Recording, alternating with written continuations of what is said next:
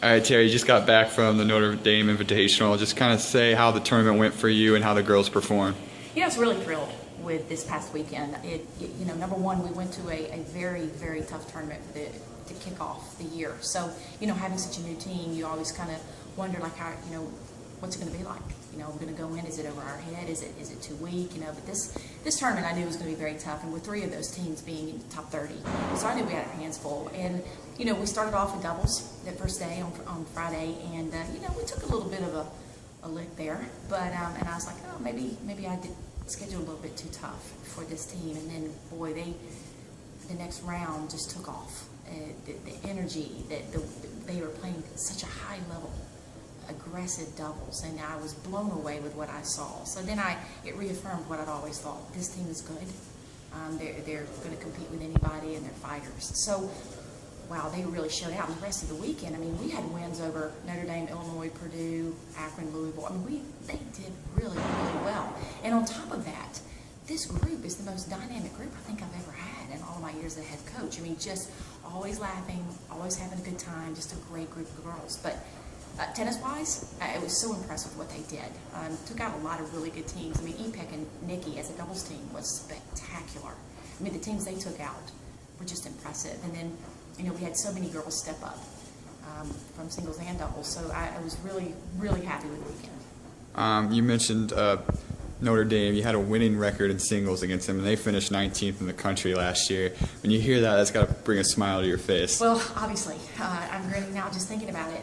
Like I said, when you have more newcomers than you do returners, you always wonder what that outcome's going to be. And, you're standing on the court and you're seeing these wins go against a top 20 team, and you're just like, you realize at that point what's in your future. And, I can't single anybody out, but one match that comes to my mind is that, Naz was out there, a freshman who has kind of taken the summer off, didn't really have the level of competition she was looking for in Turkey, and came out and beat a very solid player from Illinois. And I'm just, I'm really blown away with the talent level that these girls exhibited this weekend. And yeah, having a winning record against the top 20 team is always a good feeling. So if that's any indication of what's coming for the rest of the year, Tulane women's tennis is back, and it's going to be an incredible season.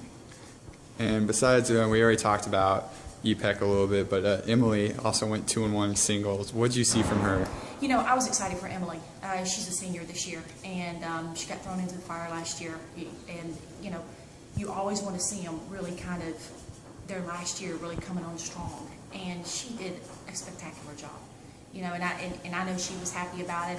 Hey, you're a senior, you come to a Notre Dame tournament, the last fall of your collegiate years, and you have an outstanding showing. So thrilled for Emily. She did a lot of things really well. She's really kind of coming into her own. So, we talk about making sure the end is always the best, and Emily's an example of that. So she's done a great job for us. Awesome. And last question, what do you think then that the team needs to work on in terms of doubles to get better there? Well, some of the doubles combinations were a little bit off. And we knew that probably going into it, but, with Sade out of the lineup, so we kind of had to punt and kind of put some people together that we thought maybe would do. We wanted to see what they were like for this tournament, and some combinations just didn't work. But honestly, more than that, I would say that we have to, it's no ad this year. It's no ad, so there's going to be a lot of parity across the tennis board.